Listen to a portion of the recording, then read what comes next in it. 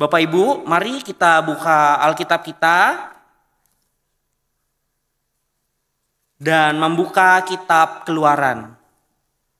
Bacaan pada hari ini memang diambil dari Keluaran 35 ayat 30 sampai 33, tapi saya mengundang Bapak Ibu jemaat untuk membaca lebih jauh supaya mempunyai pemahaman yang lebih luas dalam konteks pemberitaan firman tadi.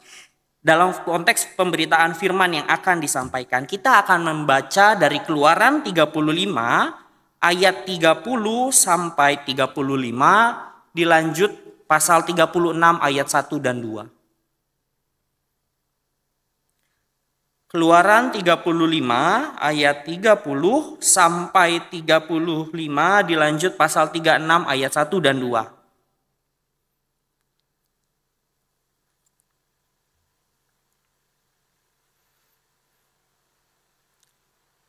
Saya akan membacakan bagi Bapak Ibu saudara-saudara. Berkatalah Musa kepada orang Israel, "Lihatlah Tuhan telah menunjuk Bezalel bin Uri bin Hur dari suku Yehuda dan telah memenuhinya dengan roh Allah, dengan hikmat, pengertian, pengetahuan, dan berbagai keahlian, supaya ia membuat berbagai rancangan untuk dikerjakan dengan bahan emas, perak, dan tembaga. Dengan mengasah batu permata yang akan ditatah, dengan mengukir kayu, dan dengan melakukan berbagai pekerjaan yang dirancang itu. Tuhan mengaruniakan juga kepandaian di dalam dirinya untuk mengajar, begitu pula kepada Aholiab bin Ahisamak dari suku Dan. Ia memenuhi mereka dengan keahlian untuk melakukan segala pekerjaan sebagai pengrajin, perancang, dan pembuat tenunan dari benang ungu tua, ungu muda, dan merah tua, serta linen halus juga sebagai penyulam. Mereka melakukan berbagai pekerjaan dan membuat berbagai rancangan. Bezalel dari Aholiab harus bekerja. Juga setiap orang yang memiliki keahlian yang dikaruniai Tuhan, keahlian dan pengertian, sehingga mereka tahu melakukan segala pekerjaan untuk mendirikan tempat kudus, tepat seperti yang diperintahkan Tuhan. Lalu Musa memanggil Bezalel, Aholiab, dan setiap orang yang memiliki keahlian yang dikaruniai Tuhan, keahlian di dalam dirinya, setiap orang yang tergerak hatinya untuk datang melakukan pekerjaan itu. Sedemikian jauh pembacaan firman kita. Berbahagia setiap dari kita yang membaca, mendengar, serta memelihara firman Tuhan di dalam kehidupan kita sehari-hari. Selamat malam Bapak Ibu. Masih kurang terdengar sepertinya. Selamat malam Bapak Ibu. Bagaimana kabarnya hari ini Bapak Ibu? Luar biasa, puji Tuhan. Senang rasanya Bapak Ibu bisa berjumpa dengan Bapak Ibu di tempat ini. Ini merupakan kali pertama saya berkhotbah di GKI Pengampon, Cirebon Bapak Ibu. Dan tema kita yaitu daya kreatif. Nah, untuk memulai renungan kita pada hari ini, apalagi temanya tentang kreatif kan Bapak Ibu, maka saya mau mulainya dengan sebuah pantun Bapak Ibu. Kalau ada pantun, tentu tahu kita harus ngomong apa ya? Harus bilang apa Bapak Ibu? Makasih ya Bapak Ibu, saya udah dibilang cakep. Kapan lagi dibilang cakep gitu ya. Oke, kita mulai pantunnya Bapak Ibu. Jalan-jalan ke Medan lewat Sitinjau Lawik. Sampai di Medan jangan lupa membawa durian. Shalom, selamat malam Bapak Ibu yang baik. Perkenalkan, nama saya Dimas Zegastian.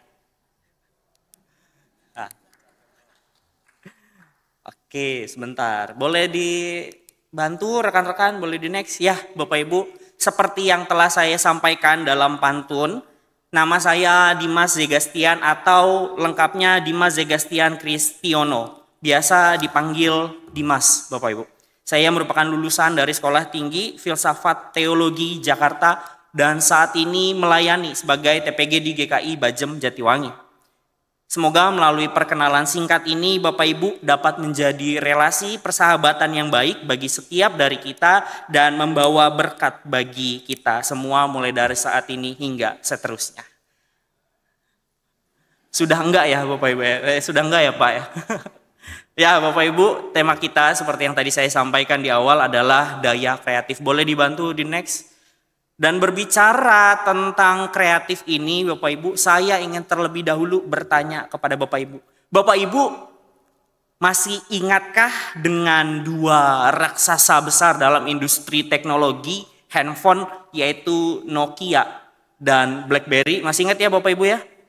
Masih sangat ingat saya. Saya juga masih ingat betul Bapak Ibu, sewaktu saya masih kecil, HP pertama saya itu bukan endorse Bapak Ibu nih ya, Nokia 3315, warisan dari orang tua saya dulu.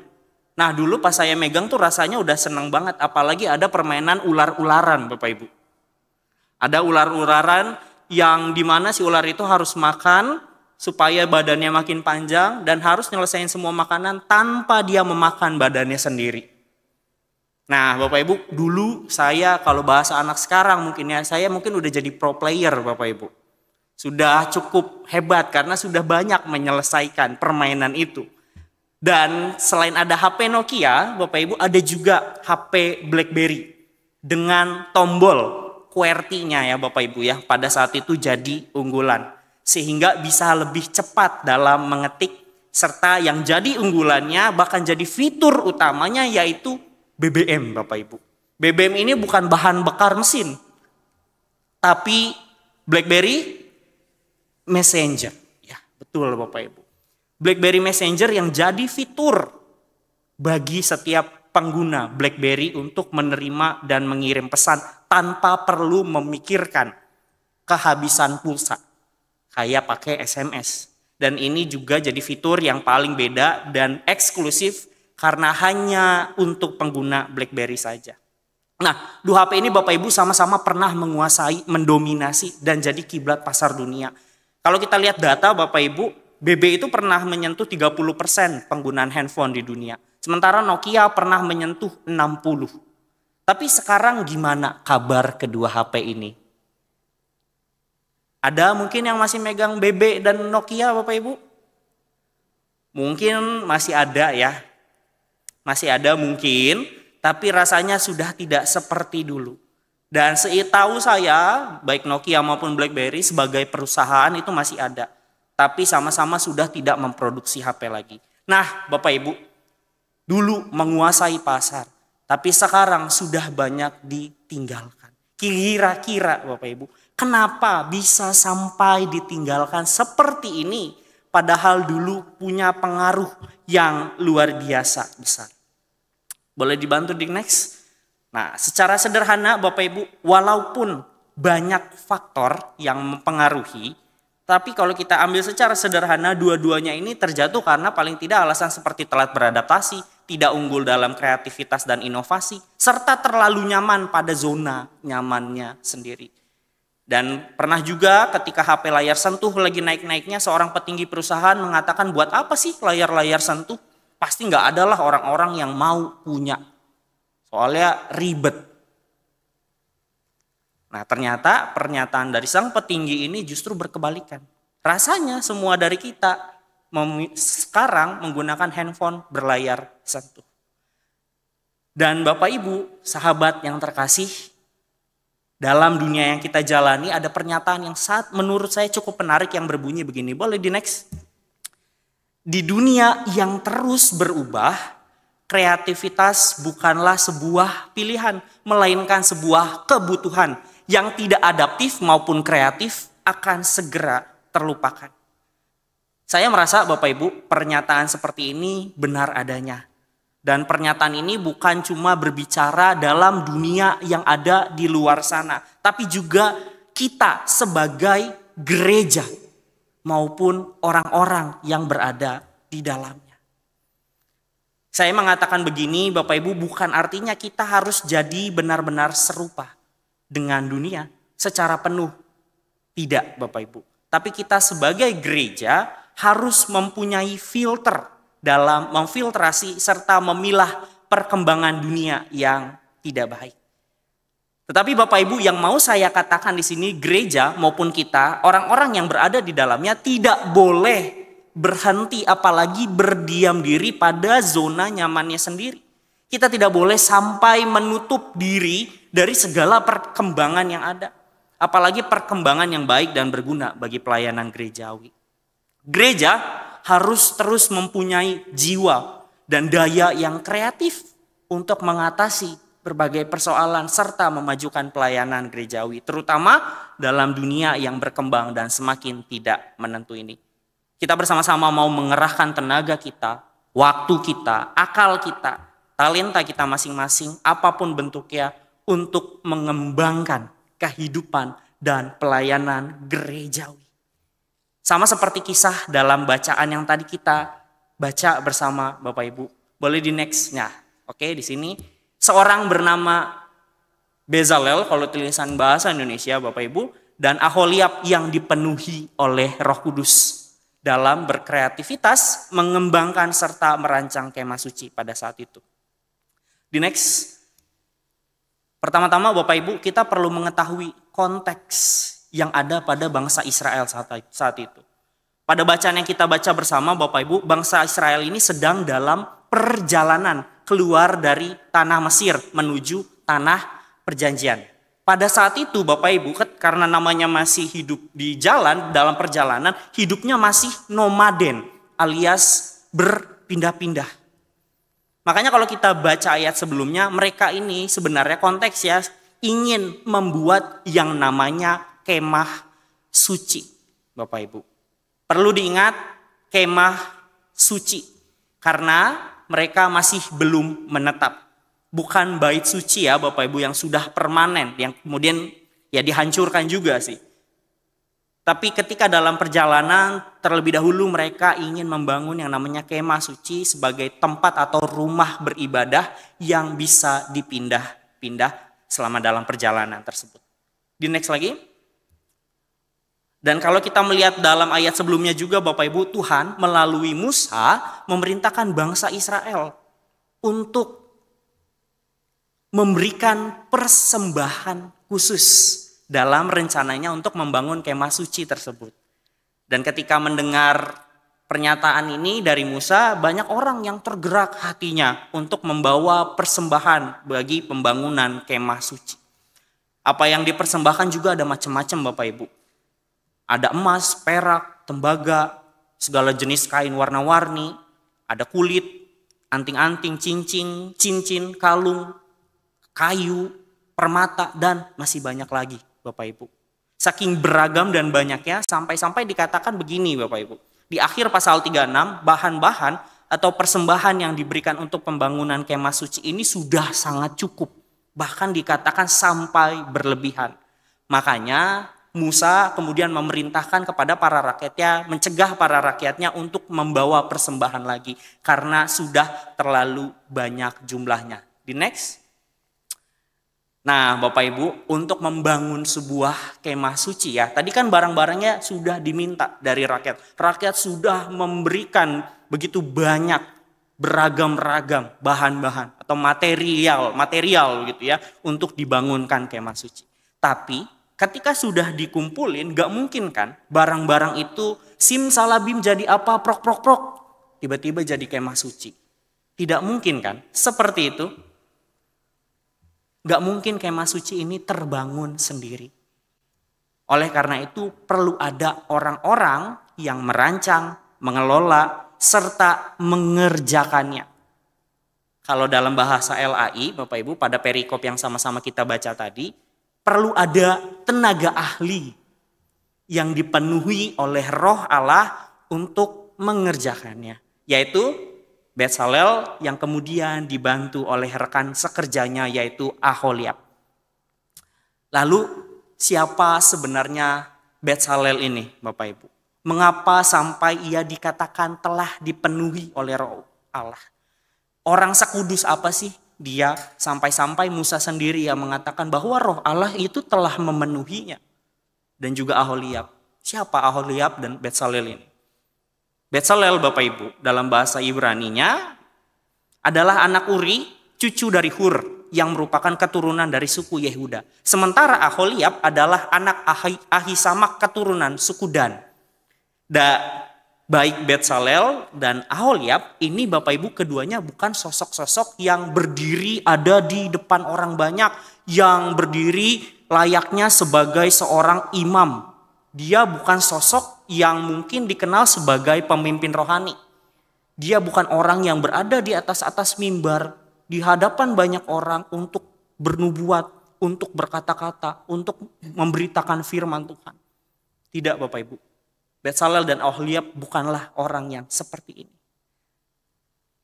Walaupun bukan sosok yang seperti itu, bukan sosok yang bernubuat, memberitakan firman, menegur atau menasehati, tapi Allah memakai dan mengurapi mereka dengan rohnya yang kudus.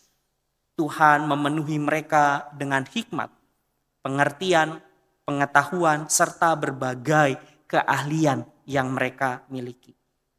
Allah mengurapi dan memenuhi mereka dengan rohnya yang kudus untuk merancang, mengelola, serta mengerjakan pembangunan kemah suci. Yang pada akhirnya kemah suci itu berguna dan bermanfaat buat orang-orang Israel, buat orang banyak kala itu. Di next lagi ya. Kalau kita mau baca sama-sama dari ayat 30 sampai 34 Bapak Ibu, dikatakan begini. Berkatalah Musa kepada orang Israel, lihatlah Tuhan telah menunjuk Betsalel bin Uri bin Hur dari suku Yehuda dan telah memenuhinya dengan roh Allah, dengan hikmat, pengertian, pengetahuan, dan berbagai keahlian, supaya ia membuat berbagai rancangan untuk dikerjakan dengan bahan emas, perak, dan tembaga, dengan mengasah batu permata yang akan ditata selanjutnya, dengan mengukir kayu, dan dengan melakukan berbagai pekerjaan yang dirancang itu. Tuhan juga mengaruniakan kepandaian di dalam dirinya untuk mengajar. Begitu pula kepada Aholiab bin Ahisamak dari suku Dan. Dari kisah ini, Bapak Ibu, kita bisa melihat dan belajar bahwa Tuhan bisa saja memakai siapapun dengan latar belakang apapun, kemampuan apapun untuk menjadi alatnya. Kalau dalam kisah ini Bapak Ibu, Betsalel dan Aholiab lah yang dipakai oleh Tuhan melalui talentanya, melalui kreativitasnya, melalui keahlian mereka untuk mendesain, merancang bangun, pengelolaan setiap bahan-bahan yang berguna bagi pembangunan kemah suci. Begitupun dengan kita, Bapak Ibu dan sahabat yang terkasih, yang bisa dipakai oleh Tuhan melalui talenta dan kehadiran kita untuk memajukan serta menunjang kehidupan pelayanan kemah suci kita. Dalam hal ini gereja kita. Jadi Bapak Ibu, boleh sebelumnya? Jadi Bapak Ibu jangan menganggap yang bisa dipakai oleh Tuhan itu hanya mereka orang-orang yang berbicara di atas mimbar. Hanya mereka yang berada di depan memberitakan firman Tuhan. Hanya mereka yang jadi petugas-petugas di depan layar, di depan orang banyak. Tapi siapapun kita, apapun yang menjadi talenta kita, kemampuan kita, keahlian kita, mari kita gunakan bagi kemuliaan nama Tuhan. Sama seperti Betsalel dan Aholiab yang dipenuhi oleh roh Allah dalam keahlian dan bidang mereka. Untuk menutup renungan pada hari ini Bapak Ibu, saya ingin menutup dengan beberapa poin. Yang pertama boleh di next. Your talent and experience is a grace and a gift from God. Bapak Ibu, perlu kita sadari bahwa talenta kita, kemampuan kita, keahlian kita, dan pengalaman kita adalah anugerah dan pemberian dari Tuhan. Maka pakailah itu untuk kemuliaan nama Tuhan. Keluaran 36 ayat 1-2 berbunyi, Betsalel dan Aholiab harus bekerja. Juga setiap orang yang memiliki keahlian dan pengertian. sehingga mereka tahu segala pekerjaan untuk mendirikan tempat kudus, tepat seperti yang diperintahkan Tuhan. Lalu Musa memanggil Betsalel, Aholiab, dan setiap orang yang memiliki keahlian yang dikarunia Tuhan, keahlian di dalam dirinya, setiap orang yang tergerak hatinya untuk datang melakukan pekerjaan itu. Di next lagi, saya yakin Bapak Ibu, kita semua pasti dianugerahi talenta dan keahlian kita masing-masing. Jika ada di sini yang merupakan seorang arsitek, maka pakailah kemampuan itu untuk merancang, memberikan arahan tentang tata ruang yang baik dan fungsional di dalam gereja misalnya. Jika ada yang memiliki kemampuan untuk menghitung atau mengelola keuangan, maka pakailah untuk memastikan pengelolaan keuangan gereja berjalan secara transparan dan bertanggung jawab. Kalau ada yang memiliki kemampuan dalam teknologi, maka mari jadi tim multimedia dan tim digital kreatif. Kalau ada guru yang mempunyai keahlian atau mereka yang rindu untuk mengajar anak-anak, maka mari jadilah guru sekolah minggu.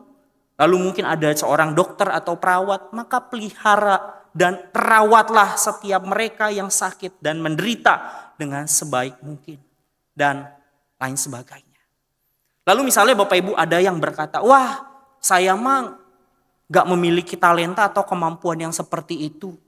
Maka Bapak Ibu kalau memang kita terpanggil untuk melayani, kita bisa saja memberi diri kita, telinga kita, dan kehadiran kita untuk mendengar dan hadir bagi orang lain.